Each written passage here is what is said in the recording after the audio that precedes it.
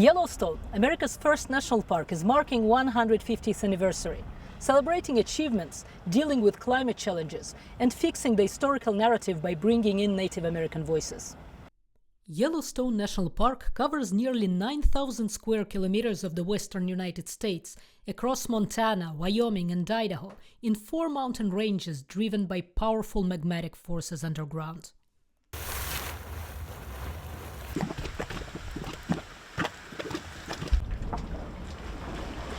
There are over 10,000 geothermal features, including hot springs, gurgling mud pots, steam vents, and half of the world's active geysers, including the most famous, Old Faithful. About 20 times a day, these fountains of boiling water erupt, reaching as high as 50 meters. It is the center of the park's tourism, an American landmark that draws more than 4 million visitors a year. We literally just arrived and saw Old Faithful erupt, which was pretty nice welcome. I think we've gone to a lot of national parks, but already what this separates, I think, is just the attractions of the geysers and kind of all there's one hanging out and waiting over there for, right waiting for it to erupt. It's kind of nice. It's sort of everyone together. I don't think anybody ever gets tired of the view. I think Yellowstone's an incredible global icon. 70% of the visitors that come here are first-time visitors every year. And so a lot of people are seeing this for the first time in their lives, but even for those that come back time and time again, or for those of us that are lucky enough to live here and work here, never gets old. For the first-time visitors of Yellowstone, probably the most mind-boggling fact is to realize that they stand on top of a huge active volcano. Yeah, and I figure it only explodes like every 600,000 years, so we're probably not going to hit that one day, 1 week, so yeah, I don't really worry about it. But you think about it, it's nice to think like, wow, we're in this crazy area, you know, that you normally wouldn't be in something like that. The Park Service monitors volcanic activity along with the U.S. Geologic Survey and the universities of Utah and Montana. Yellowstone Volcano Observatory scientist in charge Michael Polland says there is little chance of a surprise eruption across a volcanic system of more than 3,000 square kilometers. You can imagine it's like a car that hasn't been started in a really long time. So in order to get Yellowstone to a point where it can erupt in a really big way, big explosive event, you'd have to melt a lot of that cooling magma chamber beneath the surface. And in order to do that, you would see all kinds of input of heat. There'd be changes in gas emissions, lots of seismicity, lots of changes in how the ground deforms in ways that we've never seen before.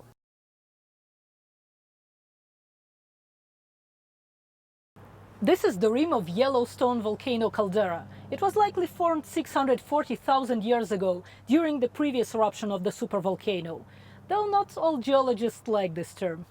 I'm not a fan of the term supervolcano. This is something that was sort of made up and used in some documentaries and docudrama movies. I think it's misleading because a lot of people will say, well, if Yellowstone is a supervolcano, it only has these huge explosions.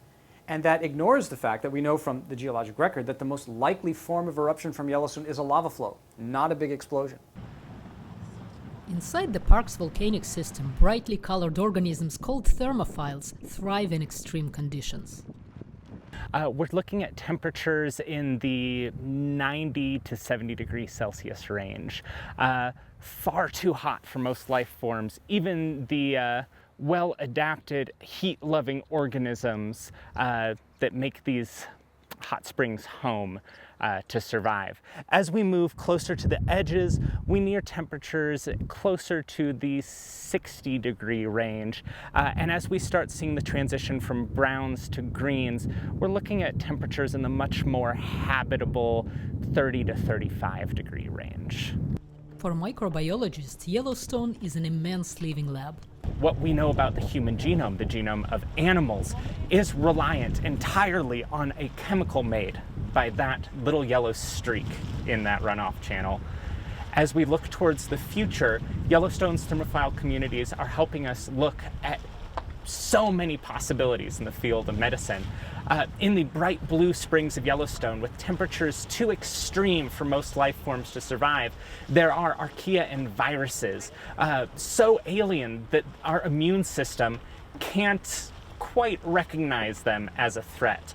Research on organisms thriving in hot acidic water may provide answers about how early organisms on Earth survived without oxygen. The earliest days of life on Earth, when the Earth was volcanic, when the oceans were still young, when they were still hot, we probably saw bacteria like these we see in Yellowstone today. In fact, the first life on Earth, the first source of oxygen for our atmosphere, probably came from photosynthesizing bacteria living in scarce and scant runoff channels from hot springs on the ancient Earth. Archaeologists say humans have been hunting and gathering in Yellowstone for at least 11,000 years. This continent was set aside for our people. And if you really think about it, you know, from the North Pole to the South Pole on this continent, there are nothing but Indian people. And we've been placed here, you know, by our maker. And Yellowstone is part of that. Velda Racehorse is a member of the Shoshone-Bannock tribes that lived in the area until the US military arrived to secure the park's borders at the end of the 19th century. The Army stayed in Yellowstone for more than 30 years, based in a compound at Mammoth Springs that now houses Park Service Administration. You know, we have a government-to-government relationship with 27 tribal entities. You know, these all are tribes that have identified that they have a real connection to Yellowstone, and for a variety of reasons, and many reasons for every tribe. This is a rich heritage with tribal experiences in Yellowstone. You know, they'll battle outside of these boundaries, but this, for some reason, the Yellowstone Park seemed to be kind of a neutral area for everyone. I think it adds a lot of spiritual meaning to it. It was unique. It was held sacred. Of course, we hold all land sacred, but this is kind of unique, special place that was given to us by the Creator. Our people adapted to whatever happened to them. And that's why we're still here today, because we adapted. And even though we were forcefully removed, we all adapted to what was happening, and we moved further away from what was happening. When Yellowstone was designated a national park, the Native American tribes were chased out. The history of the park focused on the white people exploration. Now, for the first time in 150 years, teepees were erected in the park, and the first people of the land are telling their own stories. We actually have three mothers.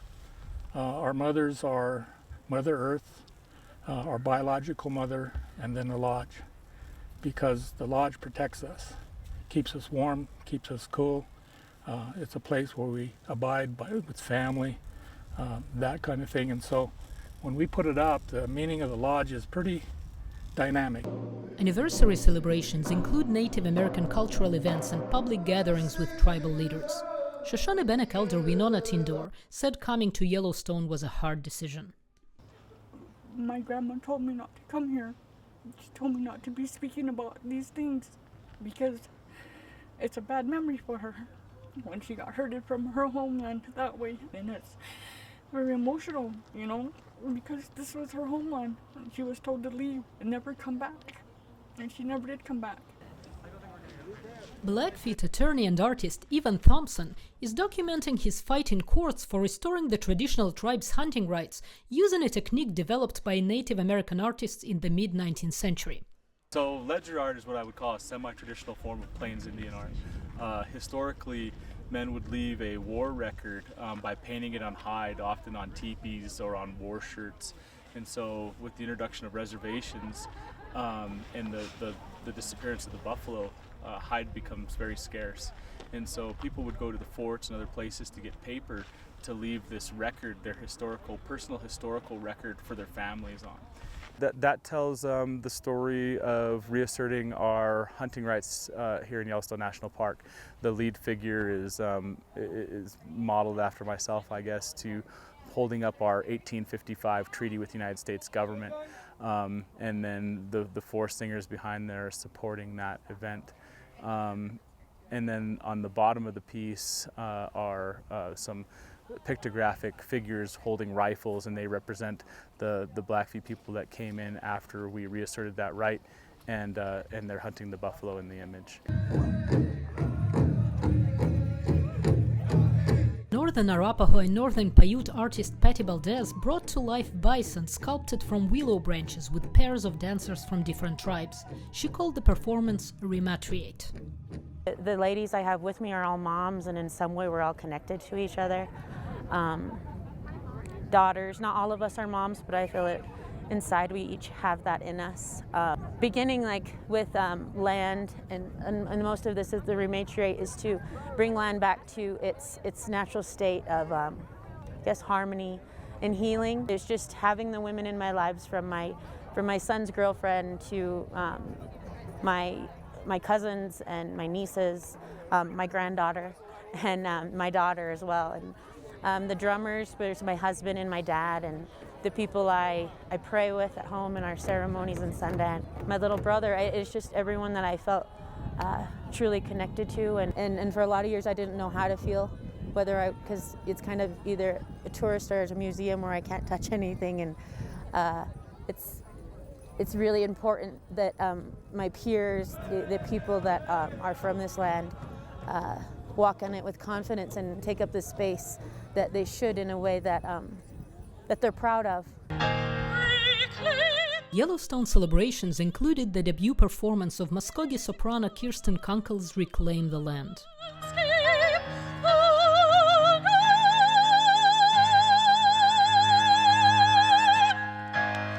It's about the struggles of Native American people and trying to get over them and move forward. It's about Yellowstone specifically, the beauty of the land and how we have, as people, once inhabited these lands, and now we are at the point now we want to be recognized and share this land with all of the beauty of nature that surrounds it. And I was hoping with this piece that I would connect with people, that it would be something that people would want to sing, that people would want to hear. Obviously, people aren't going to inhabit Yellowstone again. It is a national park, but we want the cultures known. We want people to acknowledge the tribes that were once inhabiting this land, and throughout the entirety of America. That, you know, we're not just reservations, we're not just casinos, we're not just powwows. We have deep cultural heritages, and we have many, many things that are vitally important to us. Park Superintendent Shawley says no one can tell the story as well as the people whose ancestors lived it. They were on this landscape long before Yellowstone was a national park, and we've done a significant amount of engagement, especially in the year leading into the 150th, with all of our affiliated tribes to have them help us do a better job. You know, the Park Service has a duty to tell America's history, the good and the bad. And importantly, I think we want to look at the 150th as not as a one-time thing, let's do these things together just in this year, but a reset point, a starting point to do more and more into the future with these tribal nations. The hope is that the tribe's involvement would be a little bit stronger, that they'll listen to our people. We're all about nature, we're all about balancing, we're all about honoring, and that's honoring not just us as people, but also the animals and the earth. It's give and take. It's, if you take something from the earth, put something back. Do it in prayer and supplication. You know, that's how important it is. And I think 150 years from now, I hope that it stays in balance, that it's maintained. And we as Indian people want to be able to help do that.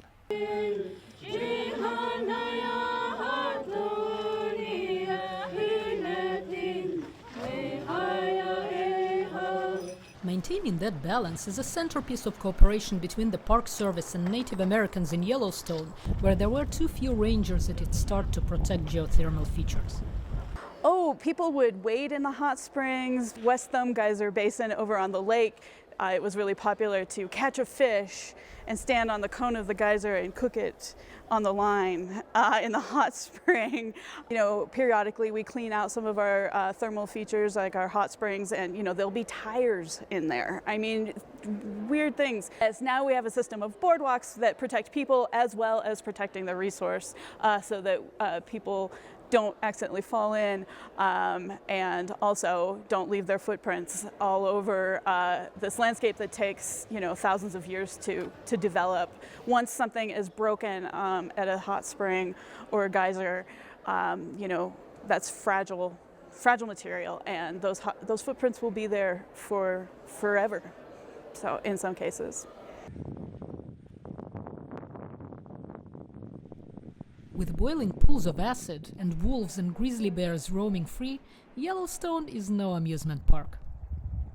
It's a team effort here for us to manage the interface between visitors and wildlife, and that's something that we've got a responsibility for, but it's also something that visitors have an individual responsibility to understand what this place is, how wild these animals are. Wildlife conservation improved with more rangers and an end to most poaching. Animal populations fluctuated naturally until a change in US government policy in the 1920s eliminated nearly all the park's predators. So we killed every wolf, reduced the number of grizzlies substantially, killed all the mountain lions. You know, 50 years ago we were feeding grizzly bears out of garbage dumps so visitors could see them. So we've slowly put the pieces back together of this ecosystem.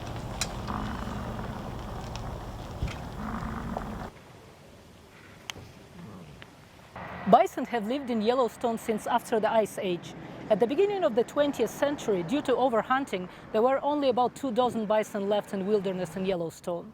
Now there are over 6,000 of them here, and occasionally they create bison traffic jams. Yellowstone's, it's a bucket list trip for people. And it's not the public's fault that the Park Service 30 or 40 or 50 years ago didn't build shoulders on the roads. And so when you see pictures of traffic jams, and you see people, 70% of which are here for the first time, seeing their first bison in the wild or seeing a grizzly, that's why they came. And when they do, guess what what's gonna happen? They're gonna stop their car and they're gonna get out and they're enjoying that moment. That's why they came here. There are also smaller marvels at Yellowstone, with hundreds of types of wildflowers supporting insect life in an ecosystem that combines species from both the Rocky Mountains in the west and the Great Plains to the east. Health-wise, the ecosystem's in better condition now than it ever has been since Yellowstone became a park. But that doesn't mean that we can sit back and enjoy success. There's a lot of challenges and threats, climate change, other threats to this ecosystem that we need to be cognizant of and pay attention to moving forward. Unprecedented flooding in June tore through parts of Yellowstone, washing away roads and causing rock slides and mudslides. I've never experienced something like this. The rain was falling. It felt like forever. It just kept coming and coming and coming, which then was melting our snow melt. So together, it just made this huge flume of water overnight. Yellowstone historically has not had a lot of floods, and there was not really any warning that this flood was coming. But I think the team here couldn't have handled it better.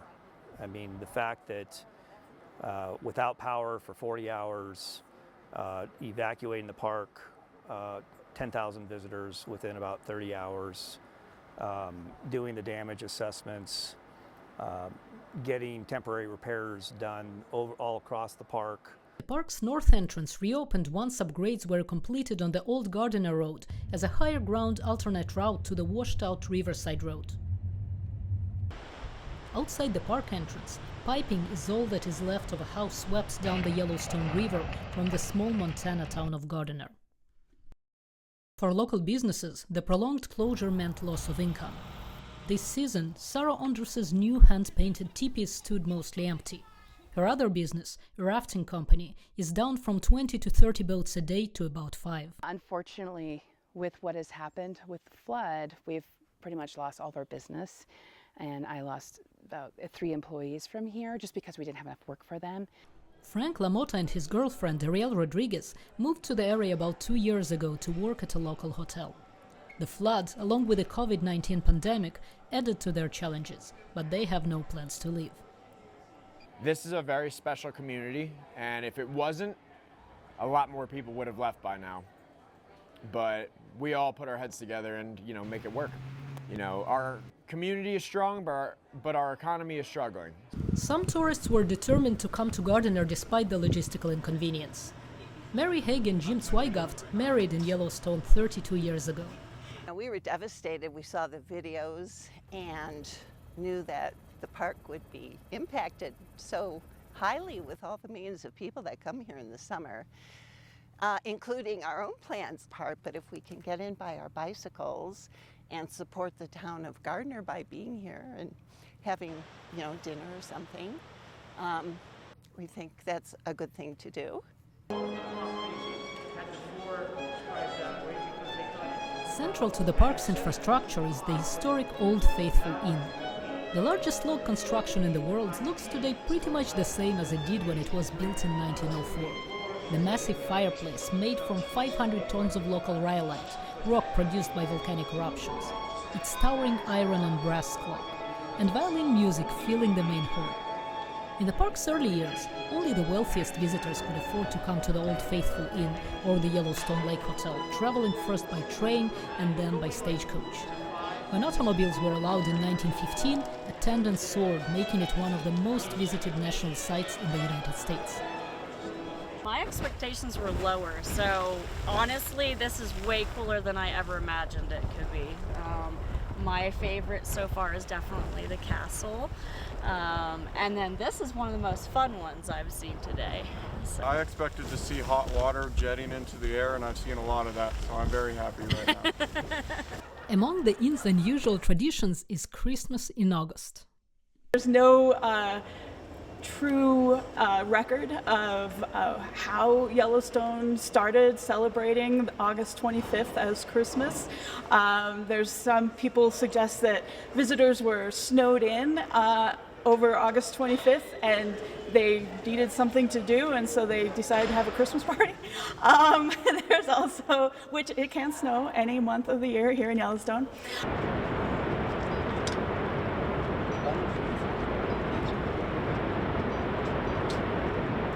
It's the scale of Yellowstone's natural beauty that helped convince US lawmakers to fund the park 150 years ago. But they hadn't seen it in person.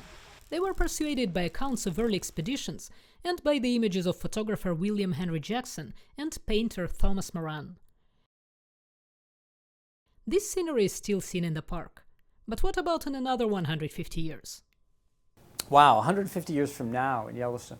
I think it will be different. I think perhaps the way the park is managed will be different. Certainly we can see over time the way the park has been managed has changed. For example, in the way the park responds to wildfires. The way climate is changing will certainly also have an impact. That's one thing I really wonder about. We know from looking at the past record of, say, Old Faithful, that during prolonged periods of drought, some geysers don't erupt that much. And you imagine that Old Faithful, iconic Yellowstone feature, goes quiet. We got a long way to go in relationship to a thorough understanding of how climate change impacts different species. Can those species adapt or not? What types of actions can we take if we need to assist in adaptation? Which critical resources are most vulnerable to future events? How do we protect those? Central to its future, says Shawley, is responding more proactively to the impacts of climate change across the Yellowstone ecosystems. Natasha Mozgovaya, VOA News, Yellowstone National Park.